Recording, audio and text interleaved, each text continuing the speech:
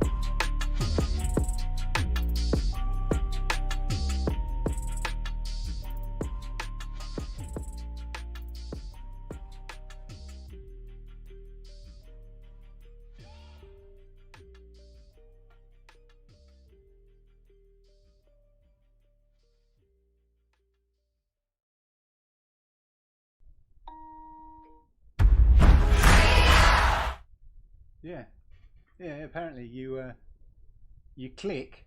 Yeah, you click to play. Yeah, Click to play. Yeah, click to play. It's very clever. Yeah, click to play. Yeah. Oh, hello there. Welcome to the Stadia Night Chat. I am a Stadia Night Chat. Stadia Monday Night Chat, episode 22. Welcome, one and all. Welcome, chat. Thank you there.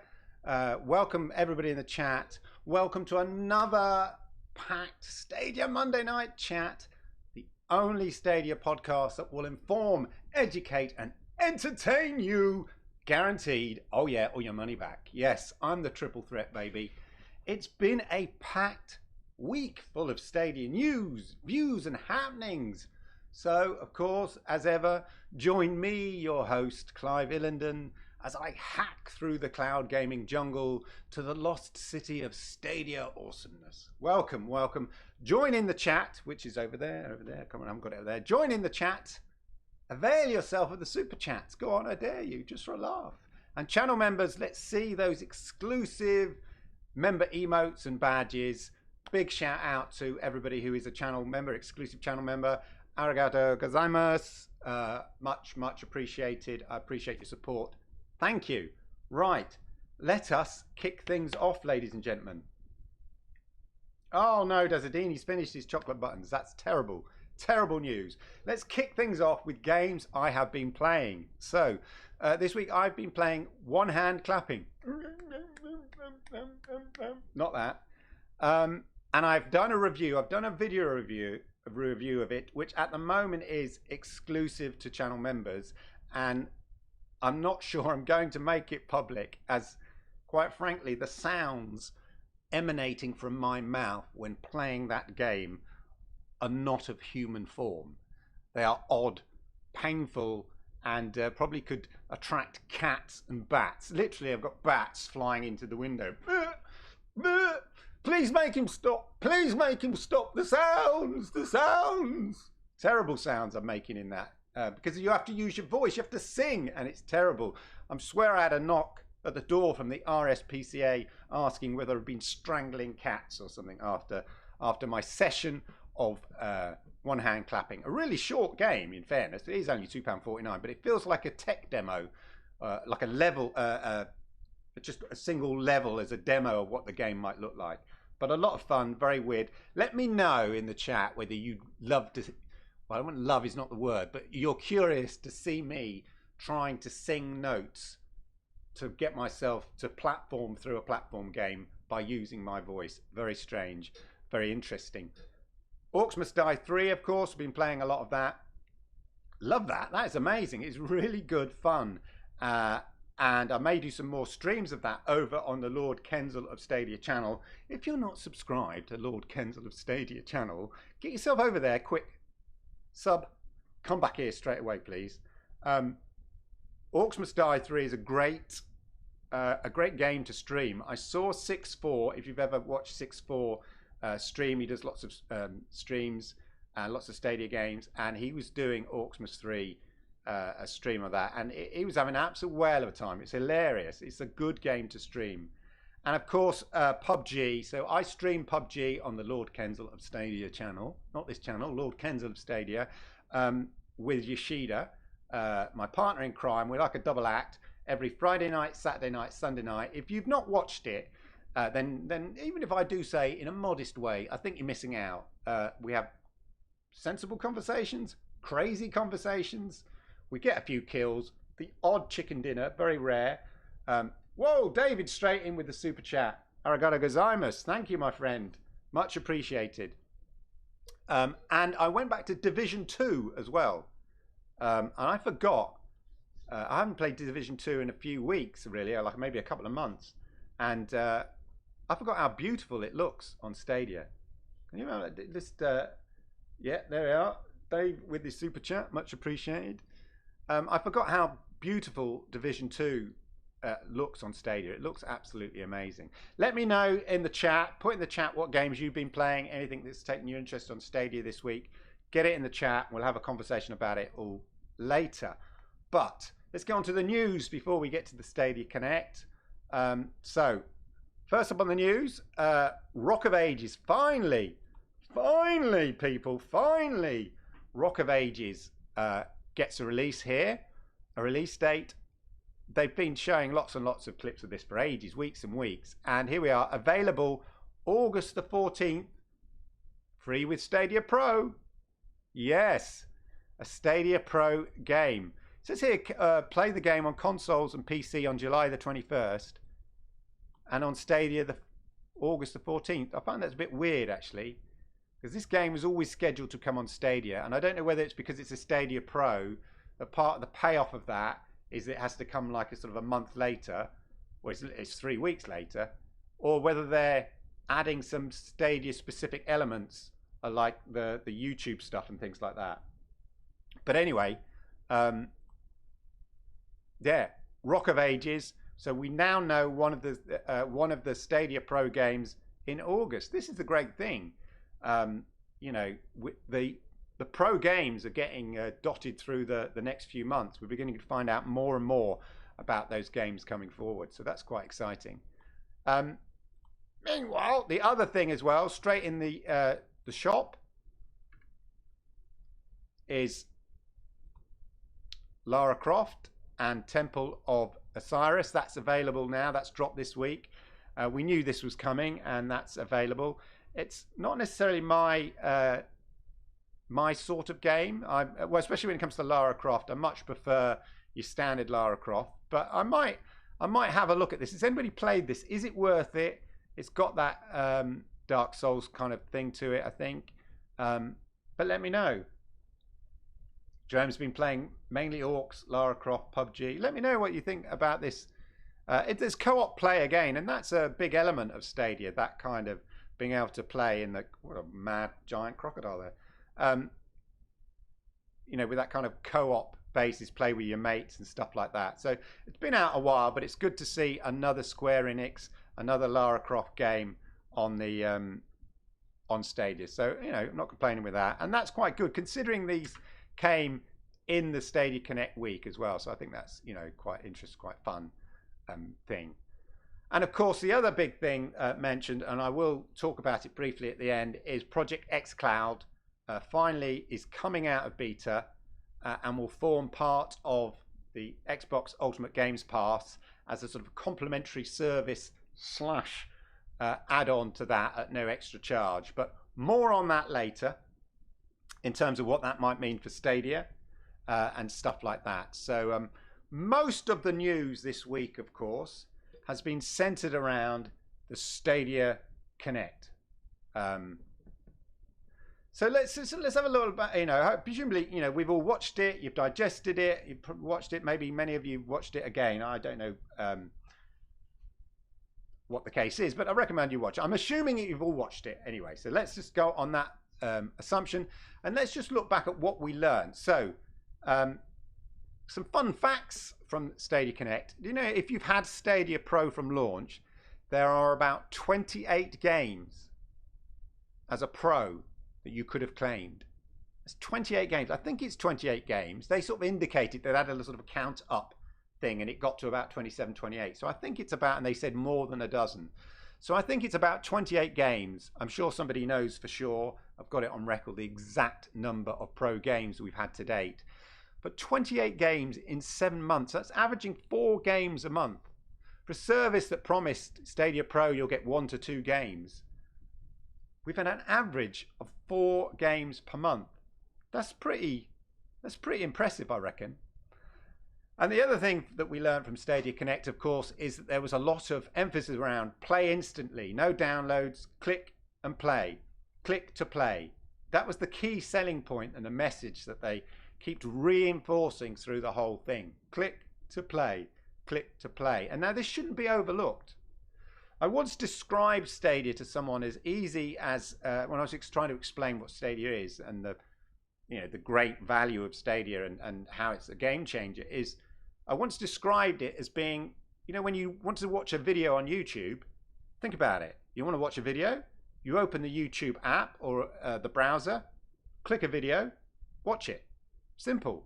Someone sends you a YouTube link on a video, you click the link and you play that and you watch that video. We all take that for granted, how easy that is just to do. The thing about Stadia, want to play a game on Stadia? Open up Stadia in the browser or your app, click a game, play. Someone sends you a link on Stadia, click the link, play. And soon, people will take that for granted. This is the real powerful USP of Stadia. You don't get that on GeForce Now. You don't get that on Project xCloud. And you don't get that on the consoles. So you wonder why they mentioned click to play so many times. Well, that's why. It was all about communicating how easy it is to game.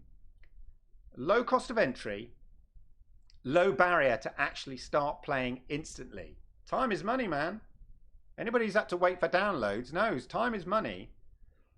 And in addition to this messaging, this sort of goes on to emphasize to whom Stadia is trying to communicate to.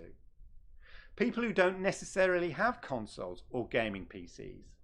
It's about bringing AAA games to the masses. This all fits in with the initial strategy that Stadia outlined from the beginning. They're going after that untapped gaming market as gaming becomes more popular. Let's have a quick flashback. Time travel. Flashback time. Let's have a quick flashback to last year. Oh, let me just... Our goal is to make gaming I hope you can hear what he's saying. Everyone too. We designed Stadia to bring together game players and game watchers from around the world into one global community of gamers. Just play that again. Our goal again. is to make gaming more accessible for everyone too. We designed... Our game is to make gaming accessible to everyone too. So that's, you know, first of all, he talks about sorting out all the information and making it accessible to the world. Then he's talking about making gaming accessible to the world, to everybody. And that is the point. And this is way back in June last year. And so that same messaging is, the DNA of that messaging still exists, still continues, and is still in today's, you know, in the most recent Connect. And that's important to sort of bear in mind what they're trying to do. It's the click to play. This whole opening sequence of the Stadia Connect was how if you were watching a video, you can click the link in the description and you click to play. It's really that simple. Oh, yeah, but Clive, I know all that. None of this is new to me, Clive. I know that. I'm not a fool. Yeah, man, Google. Are you trying to teach my grandma to suck eggs or something? I know all that. I'm not an idiot. But, in the words of Vanilla Ice, stop, collaborate, listen. Clive is back with a brand new invention. That is not the point. I know all of this. You know all of this. This introduction completely outlines to whom Stadia Connect is for and what it's trying to achieve. Someone who needs to be told the fact that with Stadia you can click to play. Someone who needs a reminder or explanation of what Stadia Pro is and how many games you can get right now. What games you can play now and what games you can play in the future. How easy it all is. And that someone is not me. And I don't think it's actually you. We know all this. This is not aimed at the Stadia savvy tech nerd who consumes every bit of Stadia tech news, gossip and interviews and ill-informed speculation. Give me the information. I need information.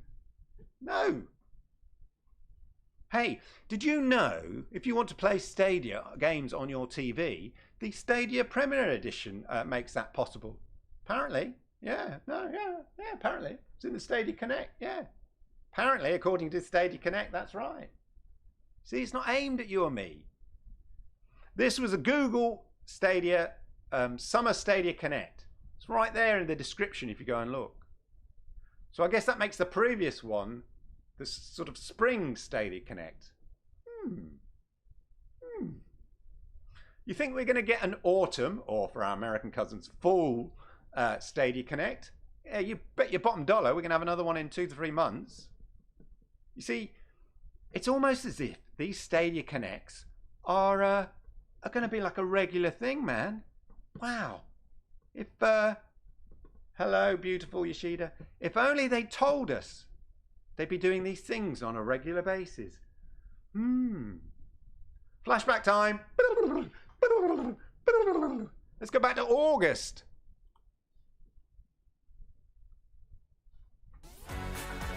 What do they say? We look forward to sharing more with you in the next Stadia Connect. We look forward to sharing more with you in the next Stadia Connect. That was in August 2019.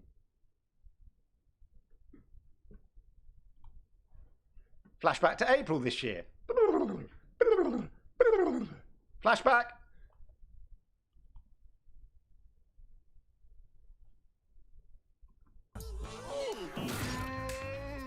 We'll be back in another Stadia Connect this summer with more news to share.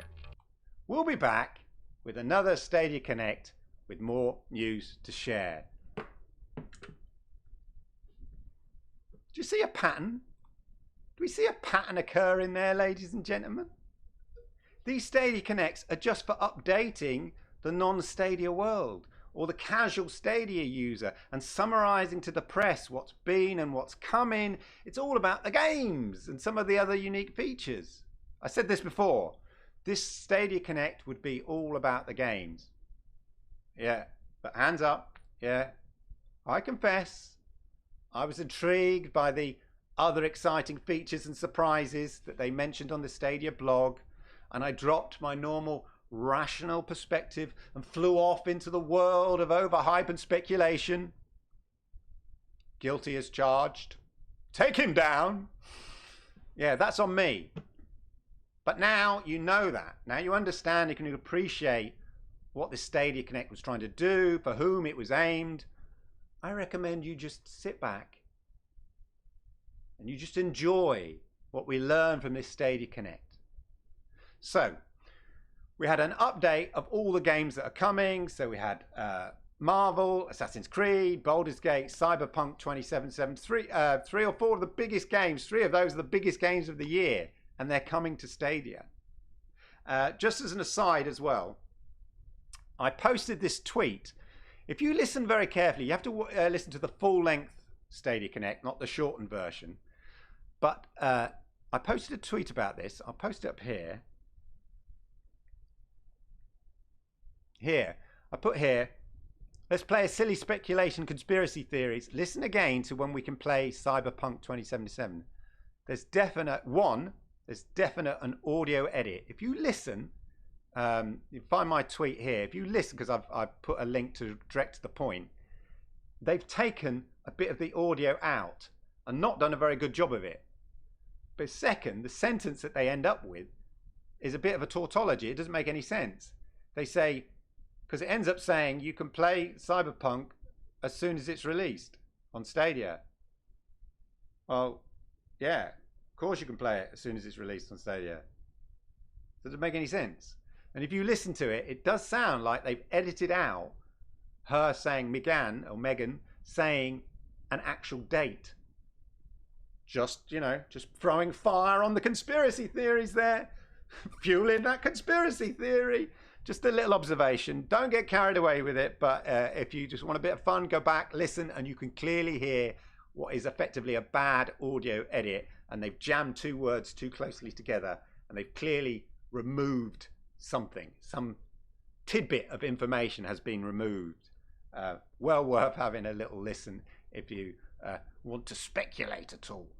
But anyway, the other updates included, of course, updates from our friends. Oh yes, our good old friend, Mr. Zelnick here, who of course we know will continue to support high quality streaming services as long as the business model makes sense. So they updated us on the fact that from Take-Two, we've got the PGA Tour 2K21, WWE Battlegrounds, NBA 2K21, Mafia 2 and 3 Remastered. So that's great. We know that. We know some of those, but it's just good to know that Take-Two, as we've said, continuing to support Stadia because the business model makes sense. I thank you. The other thing is Bomberman R, which is coming in fall, it's so American, autumn, fall 2020.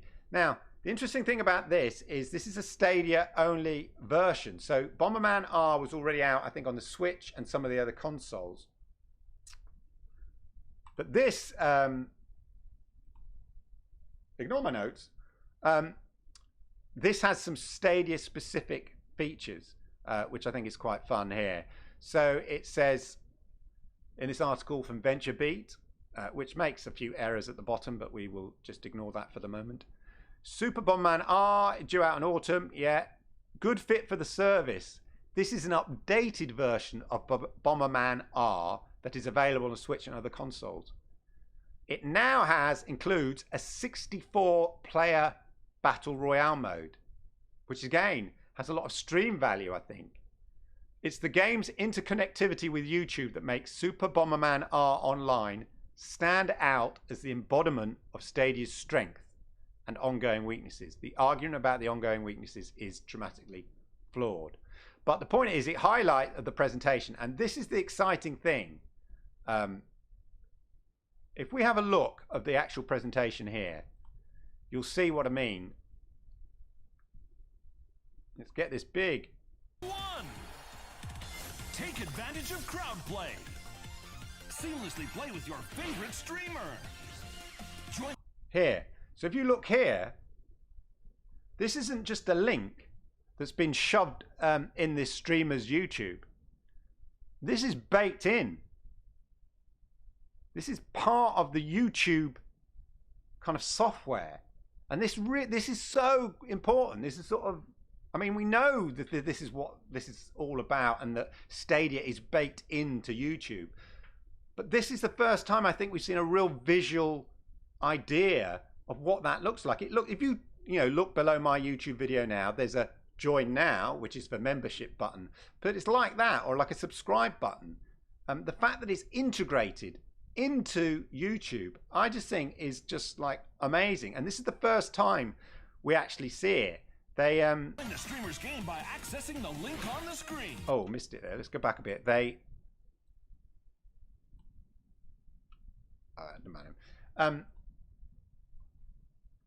I think that's just really, really cool. The fact that you actually, I say, it's not just a link somebody's dropped in. It's an actual button integrated into YouTube. And what makes me kind of excited about this as well is how does it know?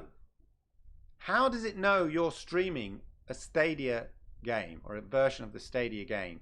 So for instance, when I stream to OBS, to YouTube, when I stream, obviously you can select the game that you're streaming and it finds it on a database. So I put in PlayerUnknown Battleground and it finds it and you go, yeah, that's the one. But it's not console specific. So how playing Bomberman R will they know that I'm streaming that game? So that makes me think that functionality of the button built into YouTube only functions if you're streaming to YouTube via the stream to YouTube functionality that we know is coming to Stadia. I can't see another way of how it would work, how that would work. And on the basis that Bomberman R is coming in the fall, that's not long. So I think the streaming element, we speculated about coming at this Stadia Connect, but I think that that's coming between now and October. I think they will announce it. I think there's a good bet that that's going to happen. The more I thought about this, the more I realized this is going to be massive. It's such a killer app for Stadia. That Stadia YouTube sort of seamless integration will not just attract new gamers to Stadia, but also publishers, because it's a great window for their games with an easy access for that people to be able to buy those games. So it has the potential of selling more games, which we all kind of know, but just seeing it work there made me realize how amazing it is. Imagine you just need one PewDiePie or one Dan TDM playing Hello Neighbor, and I think Dan TDM did a whole series of playing Hello Neighbor, which they do, with a join button there or a buy now button there, and the potential is massive. And I know we know all this, but actually seeing the button baked into YouTube just really brought it home for me. I was like, mind blown. The other big game mentioned is Outriders, which is coming to other consoles, and I found some gameplay. So if you go to the Outriders have got a YouTube site and they show some early gameplay, and it is very early. There's still some polish, I'm sure, to do. So in the Stadia Connect, there was mostly cinematics, but here is just for your pleasure and delectation.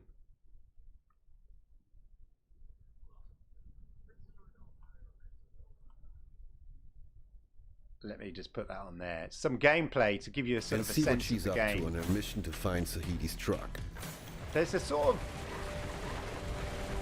I want to say, a sort of Destiny, although Destiny's like I said, first person. Sometimes you just need to run. What was the other game I was thinking of? But not for It's quite generic here, and I think this is the PlayStation version because at the bottom it's got LB and RB. I just thought I'd share that to give you a sense of some of the gameplay. I think there's still polish to be done on this as well. But I think, you know, again, a nice, welcome addition to the Stadia library. That's not coming out till next year. I think it is coming out on the consoles first, before it comes, the other consoles and PC, before it makes its way to Stadia. The other big thing again, which we knew was coming because it was sort of leaked a bit, but you know, that's cool. Dead by Daylight, September 2020. That's not long to wait. And again, what do we have here? We have crowd play built in. And again, a little example of how it might work. So here's obviously the game UI, but down on the side there, this is like a darkened version of the sort of YouTube. I mean, it's just, you know, the YouTube layout here, the YouTube UI. So in the chat thing, I don't know whether there'll be a functionality in the chat section there. Everybody's choose the Oni or Oni, whatever it is. Choose the Oni character. But you can see that that's meant to sort of give an impression of what it would look like on YouTube. But again, giving us an idea of how crowd play will be one of the features. And this is a massive streamer game. A lot of people stream this game. It's a good game to stream. I definitely will be streaming this game and playing fun and availing myself of the crowd choice and the crowd play, etc. September 2020, Dead by Daylight. But again, emphasizing that, you know, we know the integration with YouTube, again, such a cool feature, such a cool thing. And I think it was sort of glossed over a bit. It's not till you go back and you think about it more in the round that you get a sense of how important it is. And again, I'm not sure any of this is possible without the streaming to YouTube functionality coming as well. So based on the fact that Dead by Daylight is coming September, then that functionality, that streaming to YouTube functionality must be coming in the next, as I say, next couple of months. So then we get to Outcasters, which is the first game. Let me just go up here. From the sort of in-house, not the in-house studios, but the first party studios working directly with Stadia Games and Entertainment. This is, of course, from Splash Damage. So we speculated we might see a trailer of a game that the Stadia, I think most people, that might be the Stadia in-house team rather than a first-party game for Stadia. But we got our little trailer. I think people were expecting a little teaser of something that's coming like next year. This is coming in the next couple of months or so. And I think initially there was a sort of a certain sense of disappointment. That it just seemed a bit, oh, really? Splash Damage? I missed the first bit here. So, you know, this was the first chance we had to look at what Splash Damage were going to do. Splash Damage, of course, the developers known for their gritty, post-apocalyptic, gnarly war shooters. The Gears 5, Halo MCC, Dirty Bomb. Yeah, I think we all wondered, what hardcore, military, dark, apocalyptic future shooter were they working on Stadia? Let's have a look, shall we? Let's have a look.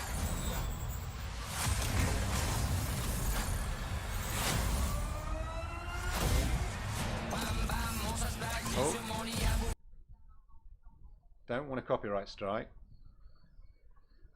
So yeah, a very, very different take on what we might expect from someone like Splash Damage. But if you read here, down here, they specifically say on their site here, this might not look like something you'd expect from us, but trust us. This is every inch a splash damage game. It's going to take skill, ingenuity, and a great game sense to win a match in Outcasters. So that's the developers. They recognize that it might be a surprise to many people that this is the game they're doing and it's not some kind of gnarly shooter. And the other thing is that there was an interview in Games Industry Buzz. Again, I question some of the stuff later on in it, but specifically in it, it's an interview with the developer of Splash Damage, and they say here it's basically a model of what the game is, basically a model of what makes Stadia exciting. It's very approachable if you think about the visual design and gameplay, which of course is very often what you're looking for as a publisher and a platform. There is huge customization part, which everybody's really interested in, and that helps you to express yourself. And another reason is it's highly watchable. Of course, we're tied into YouTube, so it's a perfect match made in heaven for us. And the developer goes on to say here, I've got it here, the industry's moved on. Here we are. The industry's moved on quite a lot, developer says. When I first started, it was incredibly male dominated, and I think that was very much coloring the kind of games we were making. For us as a studio that's growing up, that has children and responsibilities now, we wanted to hit a broader audience, but still have that core multiplayer gameplay experience that you would come through, but be presented in a fun, light-hearted way. It also tests the range of what we can do as a studio. We aren't just looking at traditional FPSs all the time, we're just broadening and experimenting things.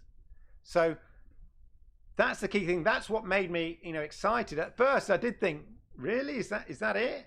But then when you think about the time scales, this is coming out, I think it was in September, can't remember now, September, October. So it's coming out very, very soon. So given the time period, it's not going to be an epic AAA game with lots of story and chapters and elements and stuff like that. But this really reassured me that these guys know how to make competitive first-person shooters, competitive multiplayer games. And they've just decided to choose like a Splatoon type aesthetic. If you've ever played Splatoon, that's a great kind of team deathmatch not battle royale, but a team deathmatch sort of game. And I can imagine the same, all the functionality that they've learned to sort of swap weapons using RB, LB, all of that kind of stuff, the competitive nature of it, the setup and design of the course, all that experience and DNA of Splash Damage is going to come into this game. And equally, it's going to be a game that people are going to want to watch on YouTube and join in and play. Multiplayer, click to play, come and join in. So it's exciting. And equally from other first-party titles that are coming out the Stadia Entertainment and Games sort of side of things, is Orcs Must Die 3, of course, which we knew was going to be a pro game and dropped on the same day, and we know it was leaked before Stadia Connect somehow, but it didn't really matter. So just to refresh you about what Stadia Games and Entertainment sort of effectively is, they publish games from third-party developers. So they're actively working with developers. They're finding developers, working with them to produce games specifically for Stadia. So this is distinct from just going to a publisher and saying, oh, can you make your existing games that you're delivering on all the platforms, can you also deliver it on Stadia? That's the distinction there. And it's different from the Stadia in-house studio, which again is making a totally in-house exclusive, all bells and whistles Stadia game. And the exciting thing is we learned more about some of the developers that they're working with. So there's Harmonics, which of course Harmonics brought us one hand clapping, but more famously are famous for Rock Band.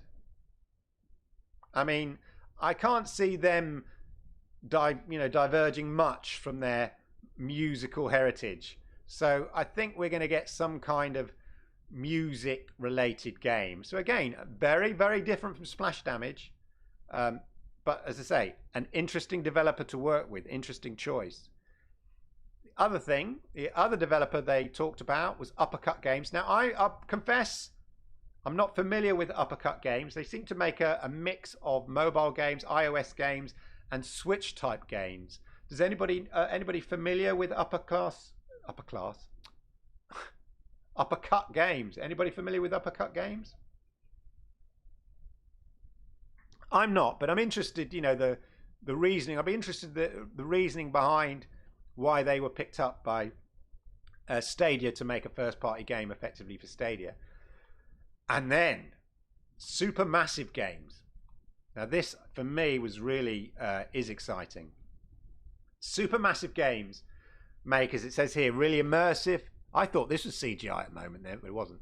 Immersive, innovative, interactive games, spooky games and stuff like that. Really a cinematic experience to play.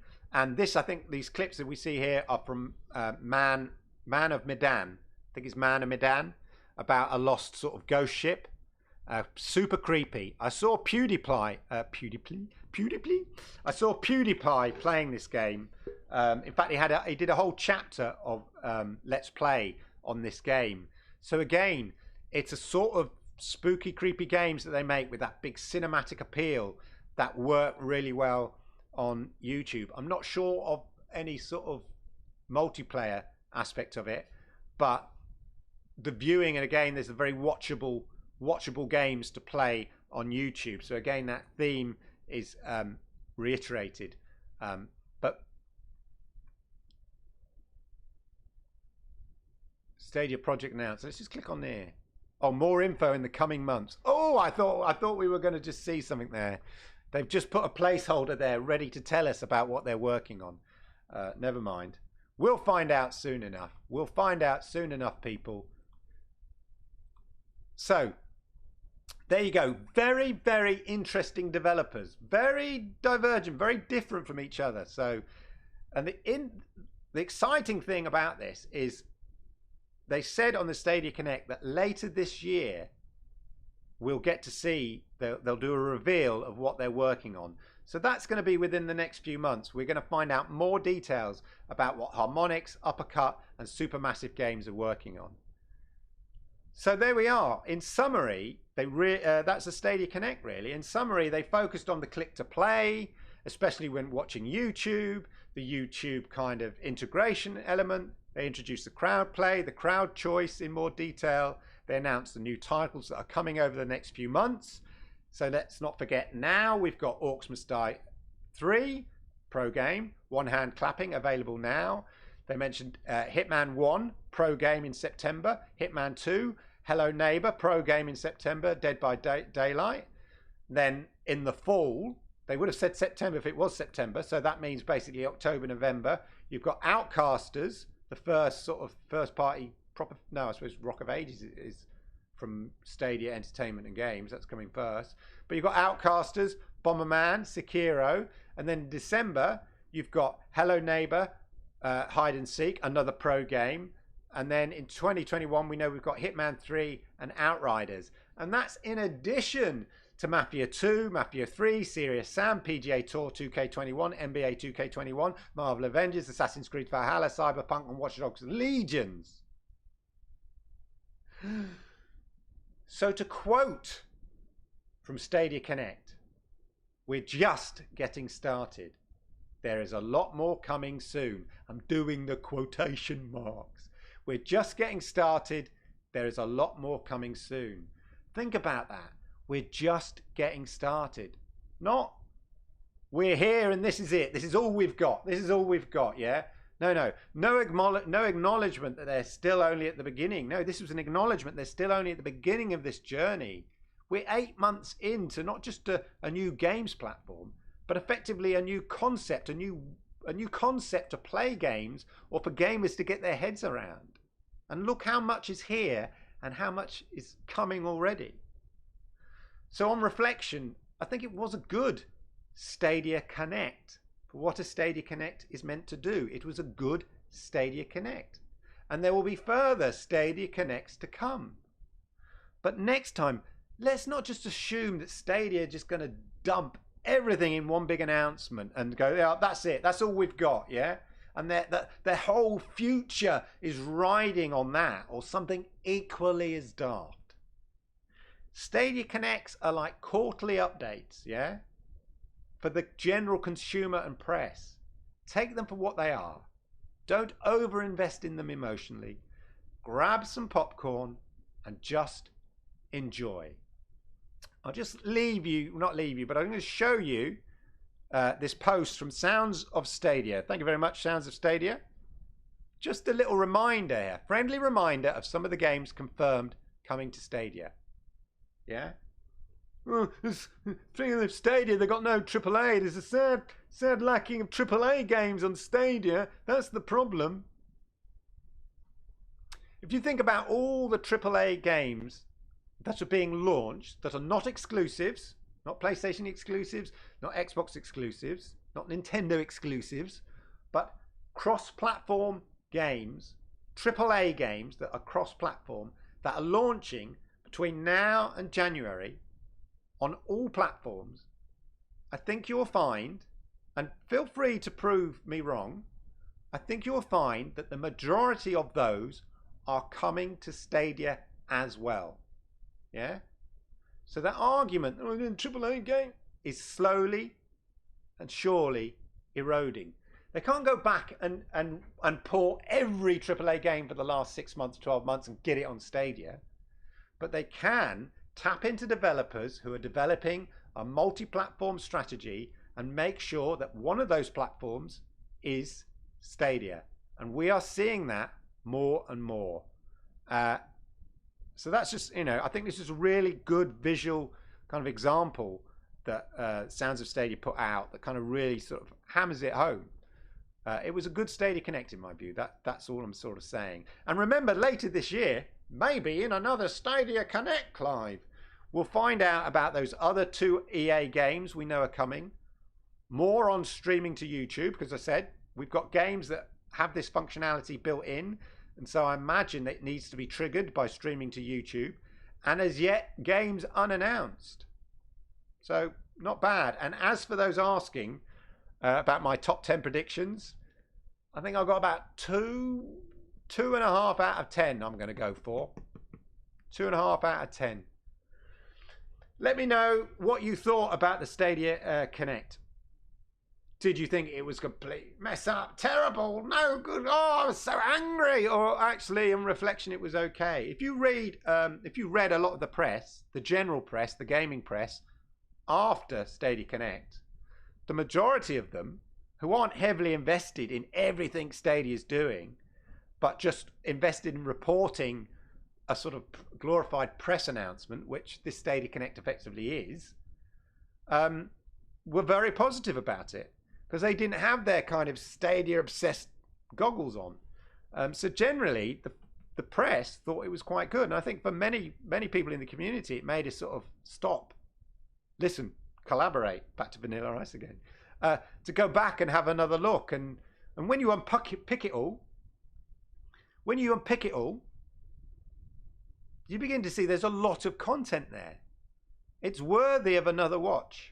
And another deep dive. There's a lot of content, a lot of information. Some I think they overglossed a bit. Some stuff I think needed more emphasis. But maybe they didn't want to get bogged down in the weeds, especially about the Stadia Connect, the Stadia streaming stuff and all that. It's a 20-minute thing. I think Rock mentioned it on Sounds of Stadia podcast. What are you doing on Sounds of Stadia, Rock? Should be have got your own show. Anyway, I think you mentioned it on that about how YouTube knows, Google know how long our attention span is. They've got all the data from how long people watch YouTube videos.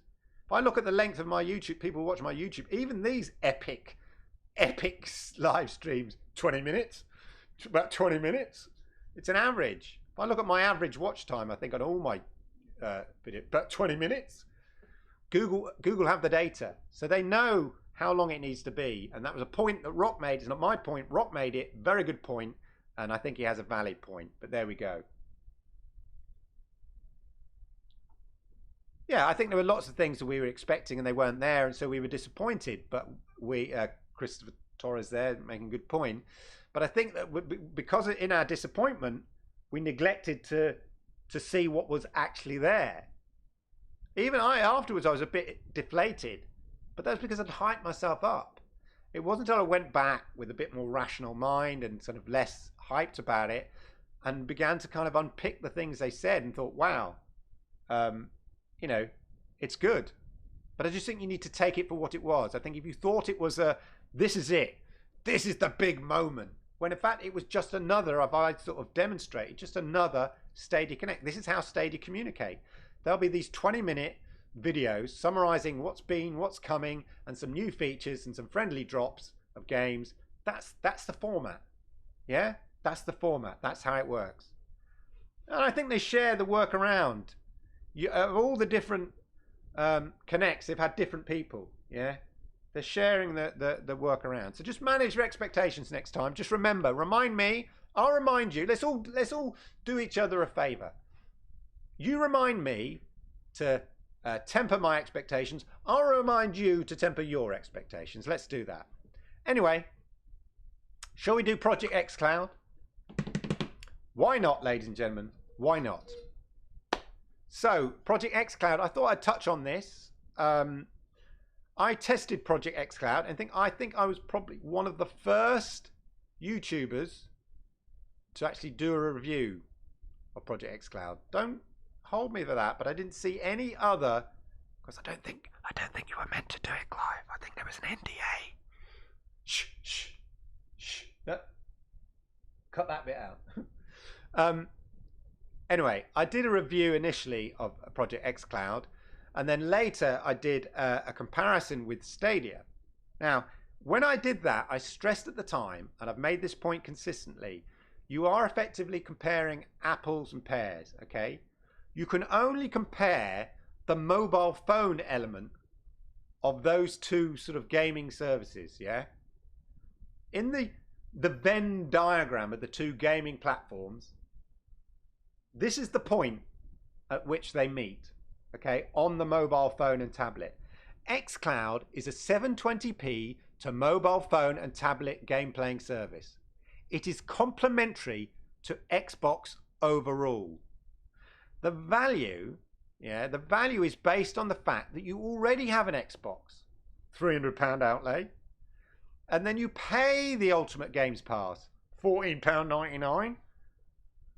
Paying just £14.99 just to play Xbox games on a mobile in 720p and not owning an Xbox is not a good value proposition.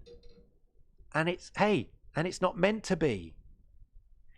If you have an Xbox and you pay for Ultimate Games Pass, then the addition of xCloud is a great complementary service. Right now, Xbox and in this cycle of Xbox Live business strategy are too invested in the hardware, in physical consoles, to make cloud gaming a central facet of their business. They have to sell hardware. They've got boxes of the stuff out back. We've got boxes of hardware out back. Project xCloud. Edit that bit out. It's terrible. Project xCloud is not a standalone cloud gaming platform. Stadia is. Okay?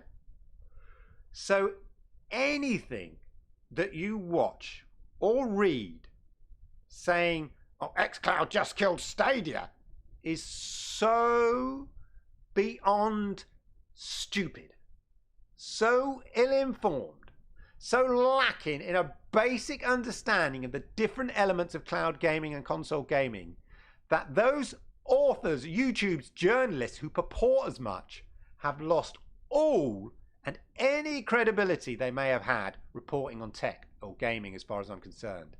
Do not give them the oxygen. End of. However, xCloud launching officially out of beta does impact on Stadia. This is the point at which Stadia need to emphasize their point of difference as a total cloud gaming platform. So that's how it impacts. But there's also potential of a negative impact to Stadia, but maybe not what you think. The negative impact to Stadia may be that for many people who try cloud gaming via xCloud may think that this is the gold standard of cloud gaming. And they may be put off cloud gaming by that experience, or it may just reinforce the myth that somehow cloud gaming has too much latency to be a viable, realistic option. In my experience of xCloud, it is nowhere near the Stadia tech. From a tech point of view, the delivery, the latency, nowhere near where Stadia is. It is a nice complementary service, but it can't replace the real thing. It can't replace that experience of playing on an Xbox. I did experience latency and lag when I tried xCloud.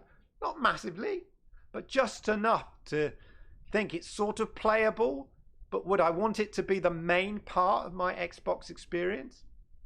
No. Whereas Stadia does feel and play like a genuine console experience. And it can, and quite easily, and for many people is, your main gaming platform. Stadia is competing with the Xbox. It's not competing with xCloud. That is the difference between Project xCloud and Stadia. There's my thoughts. I'm just, laying it out there. Let's see what you think in the chat. See if we can get the chat going. Can we get the chat going? What do you think, chat? Am I bonkers? Am I mad? Right, here we are. Let's have a look at chat. Welcome to the chat. It's catching up. There we go. Excuse me. Thank you, Christopher.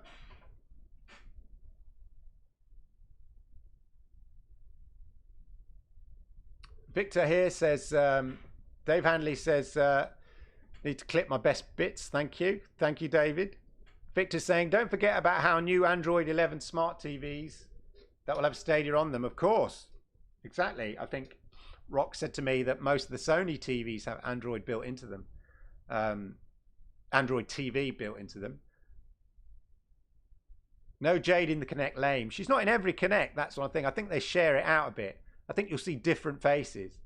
You might see Erin in the next one if they talk about, let's not speculate about the next one now, but they talk about the Stadia Studio one, the in-house studio stuff they're working on. We never know. Dave Windle says, I've been saying for ages, it's Cyberpunk now coming, 1 minute hour day, choose one after consoles. Yeah. Honestly, everybody, go and check the original. You can either see my tweet, which I've clipped exactly the point, but just listen to the audio when they announced Cyberpunk and you being able to play it on Stadia when Megan says it in the Stadia Connect. It is an audio edit, and then the sentence that they've ended up with, they've sort of cobbled together, stitched together, is a tautology. It doesn't make sense, man. Yeah, Stadia has the knack for giving me games I didn't know I wanted. Yeah, it's true. That's the great thing of Stadia Pro. 28 games, and there's loads of games there I would never have bought. I mean, it's a bit like, in fairness, with Games Pass, I've tried. Oh yeah, I just want to add one thing about Games Pass that people don't realise, and the difference between, because I see a lot of game magazines and blogs and stuff saying about the business model doesn't work, the Stadia business model doesn't work. It doesn't work. It's not like Games Pass, which is Netflix of gaming. It doesn't work.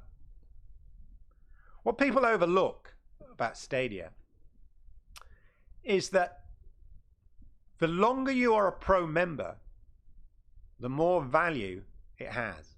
At the moment, if you've been a pro member from day one, you've effectively had 28. There's a minimum of 28 games in your library, not including the ones that you bought.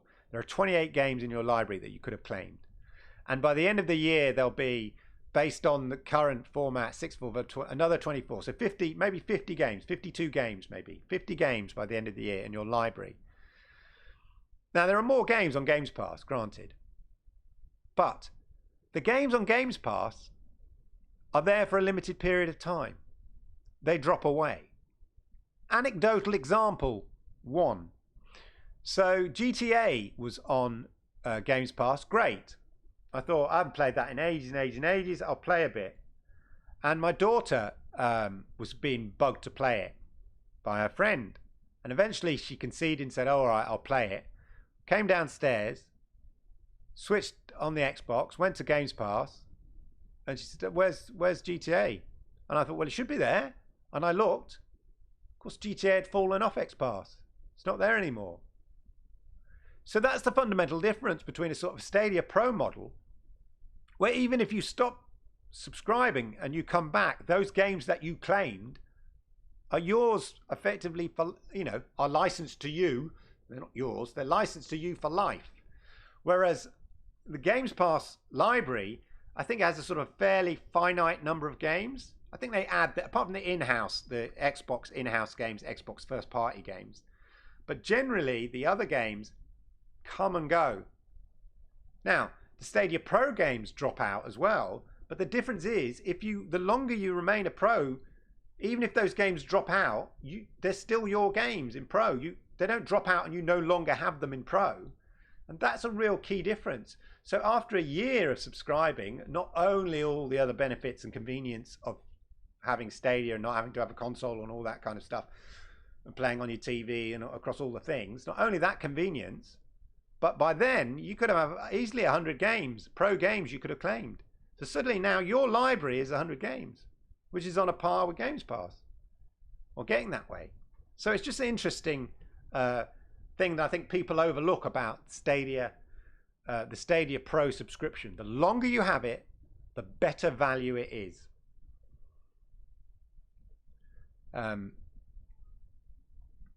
What else have we got in the chat going here? FIFA out this year, of course, could be. Connect was good. Perhaps there was certain things the community thought they were discussed, but didn't. Yeah, Christopher, exactly. I think we all thought there were things, But I think, as I said, in our disappointment, I think many of us overlooked what was actually announced.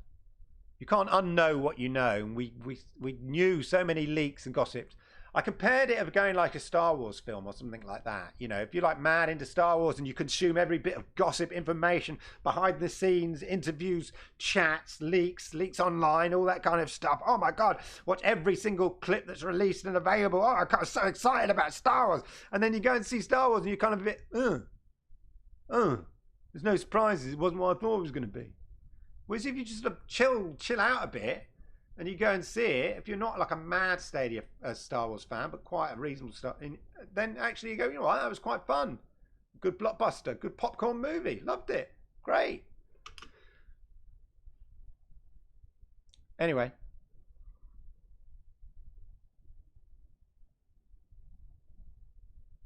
The latency on xCloud is really bad.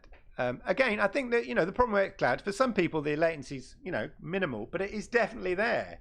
And again, like with Stadia, you need to optimize it. The advantage Stadia has, in my mind, of course, is you're wired in. To get the maximum result of Stadia is use the Ethernet. And trying to play Stadia on your wireless, whilst better than xCloud, does have the same issues that xCloud faces. But xCloud does not have a wired in option. You're playing, via your Wi-Fi, and we know what that can be like. If you're connecting to a 2.6 gigahertz kind of signal, it's going to be a bit laggy. And as I say, check out my reviews. There is definitely latency there. You kind of can get used to it, but it does feel like, oh yeah, cloud gaming's not quite there.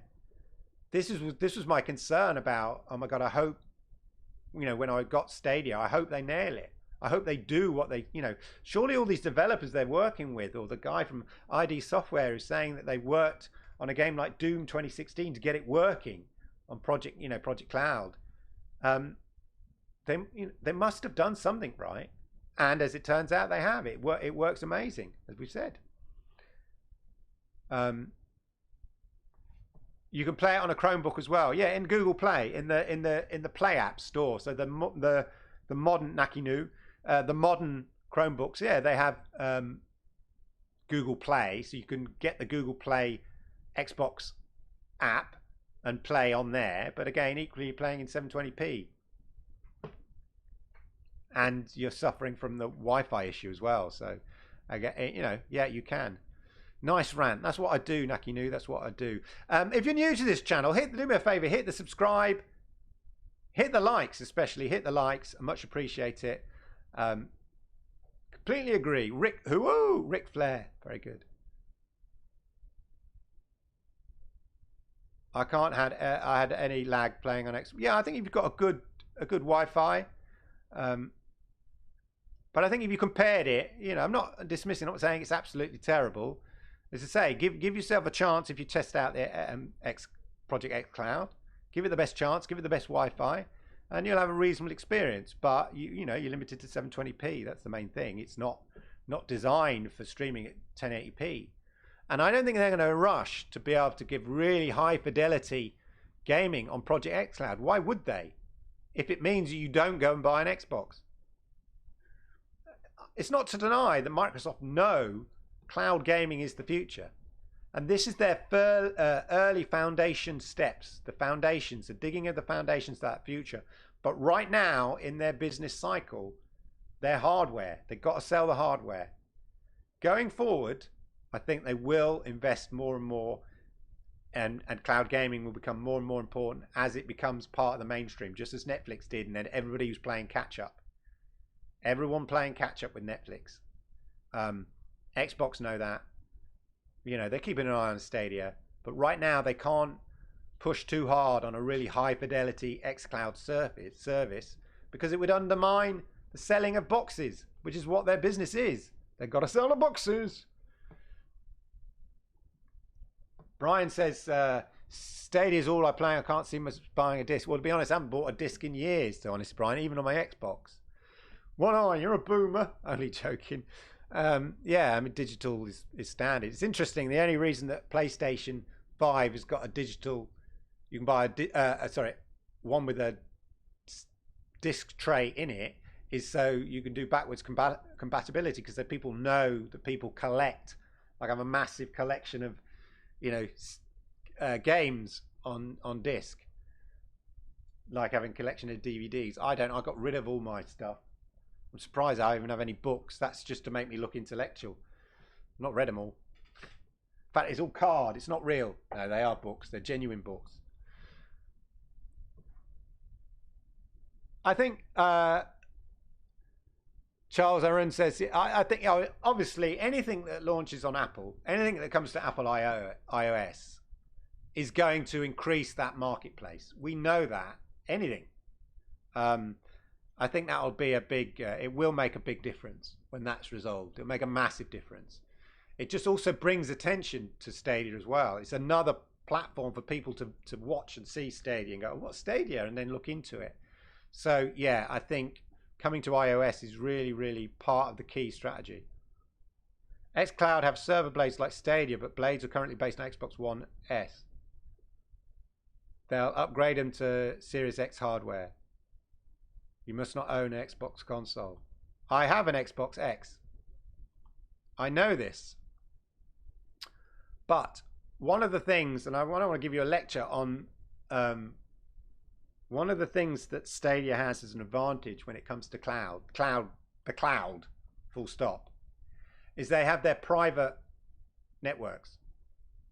So they've got their sort of big giant hubs around the world, and they don't use the communal garden internet. Oh no, they're not using the internet that everybody in the world is using. They've got their own private super fast network, and that is what communicates between the main Google servers and then delivers it to the local hubs. And then built into the local hubs, they've got these special servers that have a lot of the data and stuff in there as well to speed up that process. What they've done is try to go down, and I'm sure Project xCloud are working on this, trying to reverse engineer what Stadia are doing. But Google have the advantage. They have these sort of secret networks between their own, that communicate between their own hubs, as it were, their own servers.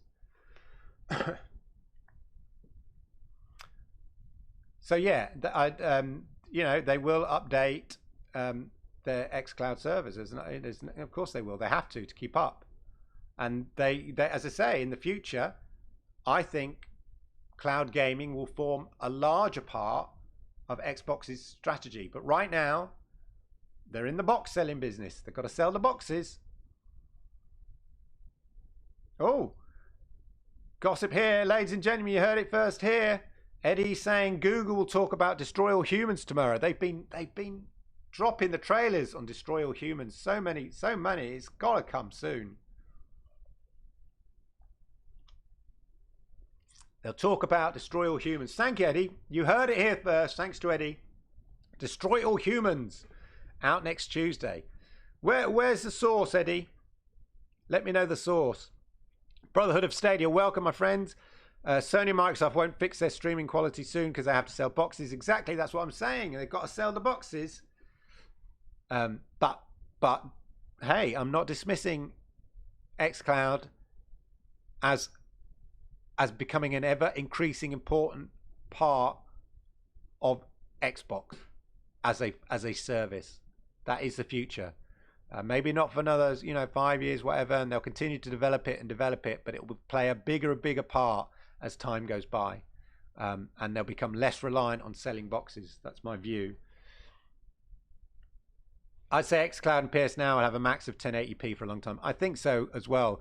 The ability to stream 4K data, or even more, as Google, we believe Stadia is capable of doing. Not that anybody's got an 8K TV, but the fact that they could probably stream at 8K, so the signal then, or play the games at 8K and then stream the quality at 4K, is amazing in itself. And part of the reason, again, I'm not technical enough to know, but part of the reason I think they can do that is because of the private Google network that Google have set up, that gives that super hyper speed communicating between the Google servers before it gets splurted out into the communal garden internet of the world, as it were.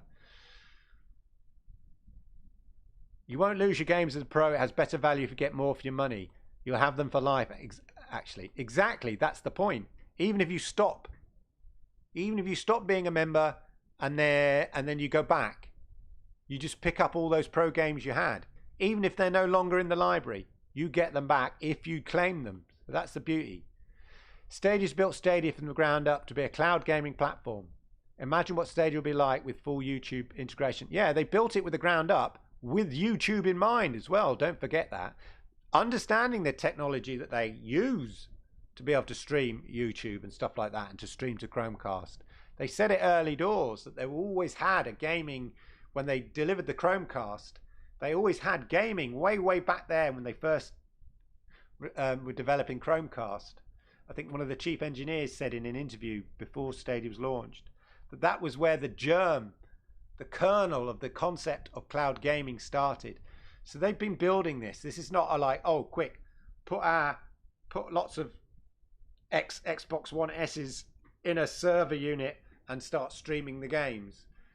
This is much more complex than that, much more detailed. And then when games, so not only is the hardware built from the ground up to integrate, so Stadia is integrated with YouTube, but games will be developed on this new hardware, this new technology that hasn't existed before. Whereas Xbox is still stuck with basically developing the games for Xbox. That technology, that hardware has not moved on. They don't have that super elastic computing. Now they're going to be held back in terms of what Stadia is capable of, in terms of developing games, what Stadia is capable of in the future. That will hold back Xbox and PlayStation, should they ever even get into cloud gaming properly. PS Now is not proper cloud gaming, really. It's a bad example of it.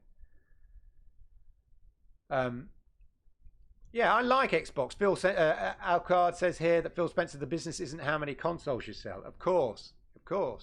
He's sort of managing his bets, but that's the dilemma they have at the moment. I mean, they're all about moving people away from being so Xbox box, a physical box centric. They have to do that now because they've got to sell all the boxes in the back of the warehouse. Yeah, but he's positioning the market slowly but surely to think of Xbox as more of a gaming experience that you can experience in different forms. Not the old-fashioned idea of Xbox is just a box. The word Xbox, it's got box on it. They've got to sell the boxes. I think Phil Spencer wants to move them away from that slowly but surely. But as I say, not right now. Got to sell the boxes in the back of the warehouse. That's Phil going, how many boxes we got left in the back of the warehouse? Let's shift that lot by next Wednesday. That's what he's saying. Microsoft said they'll upgrade the xCloud to Xbox Series X in 2021. Yeah, and I think they'll, constantly reiterate. But I think, we know that Stadia is a constantly developing, the blades, constantly developing, the technology, the software behind it, constantly developing. And we just get the benefit of that. Yeah, we just keep paying our £8.99 of UK, pounds sterling or whatever it is in dollars. We just keep paying that. And we get the benefit of whatever Stadia is doing behind the scenes. Thank you, Stadia. Yeah, it's about conversion. Players buying more games and other stuff. Yeah, and Phil Spencer knows that over at Microsoft. He's wise. He knows. That's why I've always liked Xbox, and I continue to have an Xbox. I mean, 99% of the games I play now are all on Stadia. There's no games. I mean, I used to play a lot of Sea of Thieves, which is Xbox exclusive. I feel I'm a bit out of the loop on Sea of Thieves now. They've added so much to it. But apart from, my son plays Fortnite all the time and Apex Legends. Please bring Apex Legends to Stadia. Please bring Apex Legends. So, I'm going to be trying Grounded, which is a new Xbox exclusive. Try that out. But 99% of all the other games I play, even the games I already have on Xbox, I play on Stadia because the experience is better. Destiny 2, much better. Even on Xbox One X, it's much better on Stadia, in my view. Division 2, better on Xbox. PUBG, oh my lord, so much better. Especially than playing on Xbox or PlayStation 4. I mean, he's miles better playing PUBG on Stadia. I mean, PUBG is a bit of a potato of a game anyway. We know that. But it's much more fluid, and I'm talking in a relative term because it is PUBG we're talking about. We're not talking about Apex Legends, which is super fluid. PUBG plays so much better. If you play PUBG on Xbox or PlayStation, get yourself over on and play it on Stadia. The experience is much, much better.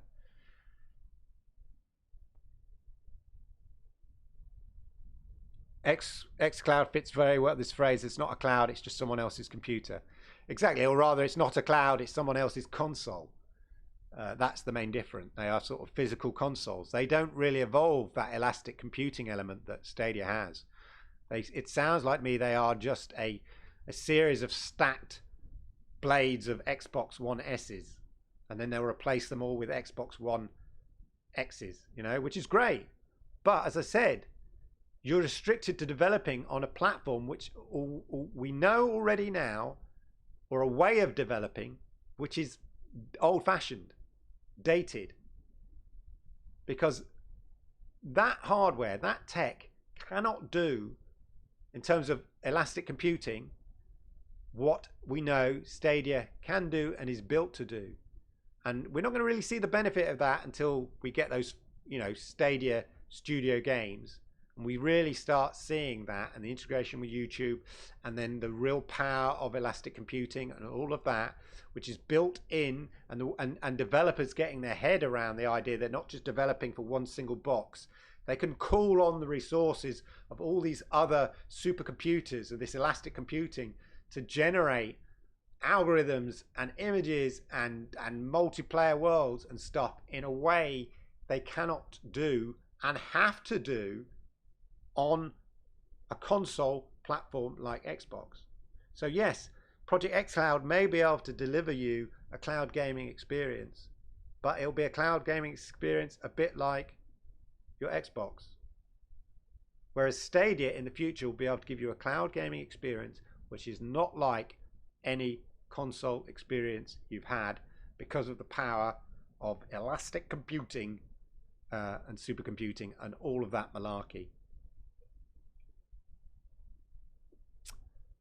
Alucard says here that Stadia has the potential to evolve faster. Exactly. They will just iterate, and we've already seen it, iterate and change things and update things, not just the hardware, but they're constantly tweaking the codec, I guess, I imagine, for the delivery of that and finding better ways to deliver data faster, quicker, etc.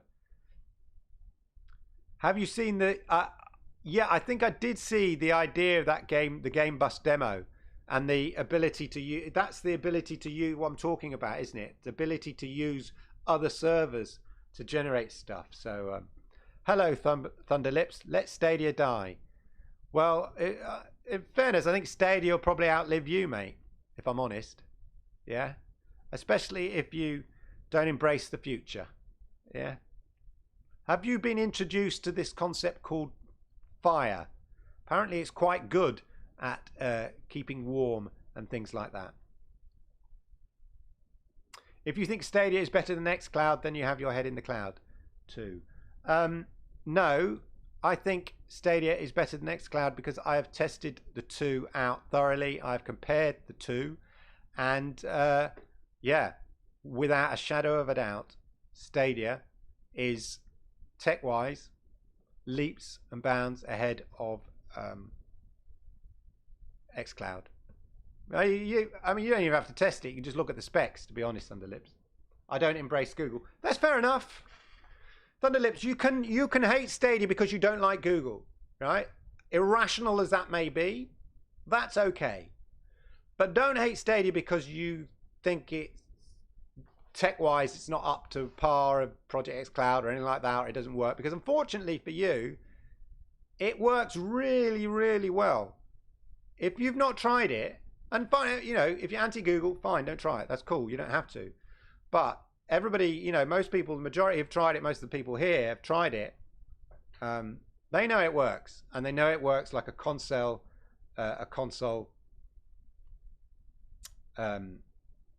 experience. Those other two messages you put in there, Thunderlips, yeah, that's probably summarizes the state of your argument, my friend. I won't show them because it's slightly offensive. But that's what happens when you don't have any kind of rational argument against clear facts and information. Welcome to the world of facts and information, my friend.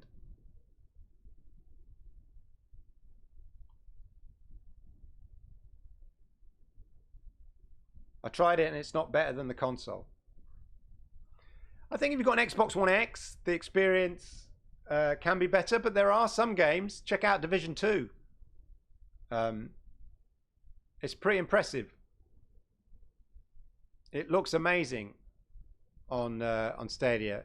Destiny 2 plays better, I would argue, on Stadia, and PUBG plays better on Stadia. There are some games that will look better on an Xbox One X. I'll give you that. The problem there, loading times though, updates are a pain in the butt, waiting for those. But yeah. But if, you know, once you get over your irrational hate of Google, I flap my gums and call it facts. Yep. Because that is what it is. If you look up the definition of facts, that's what they are.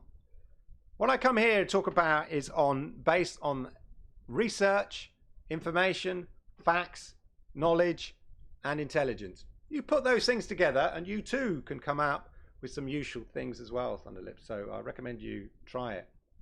PUBG can die. Great. I'm loving the level of intellectual stimulus that you're bringing to the conversation, Thunderlips. Welcome. Stadia is a dream come true. I don't hate Google. I just ain't paying for it. Fair enough. You don't have to. You can... I don't know how to help with that. Okay, Google, stop. Stadia, you can... Thunderlips, you can try Stadia for free. Yeah, you get 1 month's pro, so there's about 20 games you could probably play straight away, test it out. And secondly, if you don't want to carry on with pro, you still can use Stadia. Just buy some games and play Stadia on it. Play them on Stadia.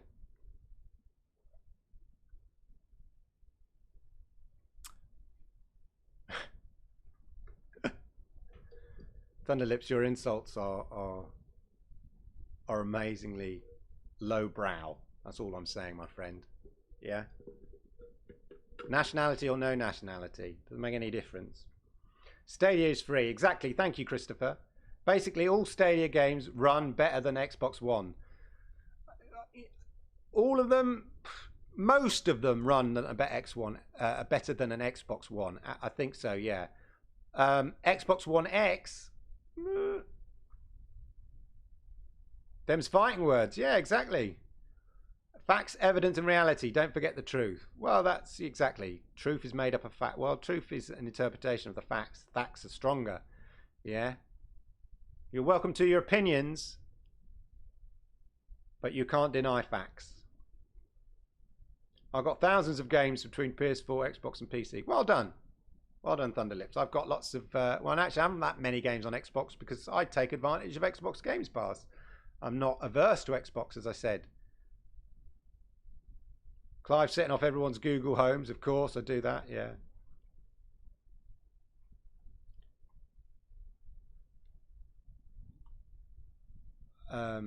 Thunderlips.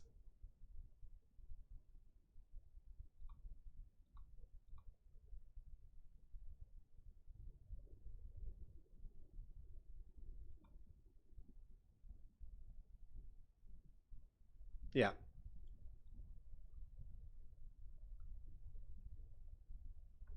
You're silent by now, Thunderlips. I'm bored with the conversation there. Yeah, he triggered mine. Sorry about that, Eddie. Man's Quisitor FD says, I go for Xbox Series X, PS5, and then the next Switch. And when the consoles will die, then I'll go fully on PC. That's it for me. Yeah, I think you'll find, though, in the future, not necessarily in the next couple of years, but in the future, even developers will just... Publishers will start using cloud gaming. You know, EA will have their cloud gaming service and deliver to you the game, you know, via cloud to your PC, whether it's through a GeForce Now or Shadow type thing or whatever it is. Jerome says, Stadia is the best gaming platform I've ever used. Brian says, me too. Well, you know, I think it is pretty impressive. To be honest, you're sounding a bit like sycophants there, but I get where you're coming from, you know. It is very, very impressive. And the beauty is, and we've said it many times before, and as check my notes, as they said, we're just getting started, and there is a lot more coming soon, ladies and gentlemen. A lot more coming soon. Exactly, 7 months in. Yeah, I think as long as consoles innovate, I think what you'll find, if I may speculate, Eddie, is that consoles may develop into a sort of in a way of streaming games. Yeah, a device which I know, but sort of enhances the games that you stream. I don't even know with the Shadow PC, they used to do a box called the Shadow Ghost, which if you didn't have a PC, you could get the Shadow Ghost. And it had then all the sockets for the peripherals, your USBs and everything else, and a socket, you know, USB for the control or whatever, and into Ethernet cable. And it was a fancy little design because it's French, so beautifully designed. Little empty box, about 100 quid, and then you accessed your Shadow PC through that box, and it gave you sort of the best Shadow PC experience you could get because the box was designed specifically to make the Shadow PC experience kind of work. Do they still do those boxes? The Shadow Ghost? I'm not sure now. But I can imagine consoles having a kind of a hybrid mix of giving you an enhanced cloud gaming experience. They won't have any more discs. A kind of a mix between, you know, downloading a digital game and the cloud gaming experience. Maybe streaming in some stuff in the cloud while you're playing stuff that you've already digital loaded, and a kind of mix like that. So I can see consoles going in that way to, you know, people still want the kind of ultimate gaming experience. But I think the power of the cloud and that ultimate gaming experience will sort of converge at one point. In terms of price, will converge. There'll always be people who will build £3,000 gaming computers, beasts of computers, to get the best game. You know, there'll always be the Linus Tech Tips of this world who will be constantly trying to build, you know, a game that can play Crysis in 8K on his 8K LG screen that they sent him for review. You know, you'll always get that. But the general gamer, yeah, which is where publishers want to be, you know, will be consuming games via the cloud, via platforms, via PC, everything. In terms of value, no contest. Stadia is the best of any console. Yeah, the real test, I think, for Stadia is going to be the freebie. And when people realise they can just buy 3 or 4 games without the need of a console and play them at top quality. That's the kind of thing.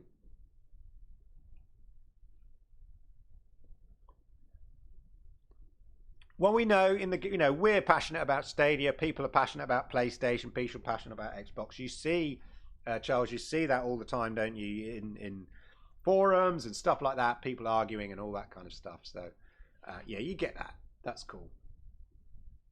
But I think if you're open-minded and you play on what you want, you play where you have fun. As I say, I've got an Xbox One X. I've not been a great PlayStation fan. I've seen some games on there. My daughter, pestered me to get one to play Spider-Man, but I'm an Xbox One guy. I always was. Now I'm a Stadia guy. That's the way it goes. I just think the consoles and the PC games will converge. I think it will converge with cloud gaming in some way. That's how I see it in the future. Not immediately, but in the future. But more and more, it just becomes another form of gaming that the world can join in. As I showed that quote early on with Phil Harrison saying it's about making gaming accessible to the world. In the same way that Google made knowledge accessible to the world, they want to make gaming accessible to the world. It's the same principle. And on that note, ladies and gentlemen, a bit of a ranty rant, a bit of a chat, a bit of a conversation piece. I want to thank everybody who was in the chat today, even Thunderlips. You're welcome. With if you want to join the conversation politely, you're more than welcome anytime. We like open debate here. Just bring a book of facts with you. That's always my advice if you're going to come to my stream personally. As I say, thank you for being here. It's been wonderful as ever. I really appreciate it. Remember to hit the like. If you're new here, hit the subscribe. All of that. It's much appreciated. Have a fantastic week. Don't forget tomorrow night, if you're an older gamer, a retro gamer, any of that, then Rock and I have the Generation X Retro Gaming Club, 9 p.m. UK time on the Generation X Retro Gaming Club channel. Don't forget that. And look out for my streams on Lord Kensal of Stadia. Make sure you subscribe to that as well. Much appreciated. And on that note, once again, thank you for being here, and